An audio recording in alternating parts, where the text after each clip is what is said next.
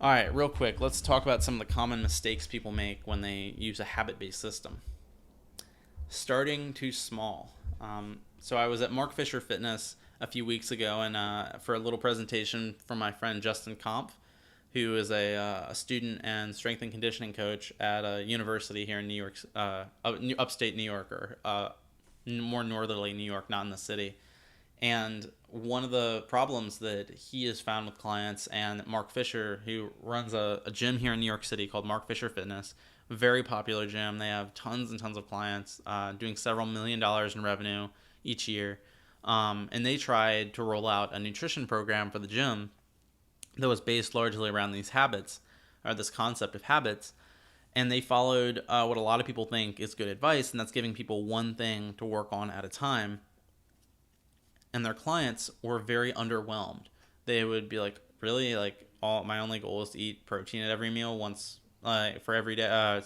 My only goal is to eat protein at every meal for the next 2 weeks. Like, it was just like so underwhelming. They didn't even pay attention to it. It's like saying, all right, you only have, if you're trying to learn to floss, you only have to floss one tooth for the next 2 weeks every time you want to floss. And like, yeah, like that's good advice in the concept, and it can work. And I've heard stories of people who said, I'm finally able to floss consistently now. But for most people, that would be very underwhelming. So I think there is an optimal level of challenge that needs to be there to make it worth somebody's while and keep their interest. I love cat memes. The next one is asking them to do too much, so the opposite. So like I just said, there's an optimal level of challenge, and pushing people too high above that can be just as bad as underwhelming them. So if you say like, all right, you need to start doing this super advanced 6 day per week workout program, and you need to start planning all of your meals down to the gram and preparing them ahead of time and putting them in Tupperware, and you need to get 8.5 hours of sleep and be in bed by this time every night, they're going to act like this cat. They're going to be totally overwhelmed if they're a beginner, or even a moderately intermediate person. So don't ask them to do too much, and you guys can decide that based on the client. So you guys are probably familiar with Christian Bale and some of the weight loss cuts and regains that he's done for movies. And this is one of the things like that I disagree with some people on, and they'll say, if you can't see yourself doing this for the rest of your life, you shouldn't be doing it.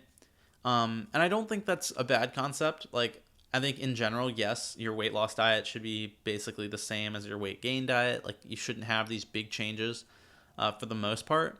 But that doesn't mean you can't do anything unsustainable. Like, let's say somebody really has the motivation to lose a lot of weight. And my friend Spencer Nadolski has dealt with some patients like this who were really, really motivated, and they knew it was best for their health to lose weight, and a lot of it as quickly as possible. And so they'll go on very low calorie diets, voluntarily, obviously, but they'll eat basically just protein and vegetables for a while, and they'll start working out a lot more. And it's not sustainable to eat 1,500 calories from protein and vegetables for the rest of your life, or to eat to basically get away from a lot of desserts and stuff for a long, long time, because that's what some people will do. They'll give up desserts and liquid calories and that kind of thing while they're dieting, and I don't think that's terrible. I think that's actually in some cases a good strategy.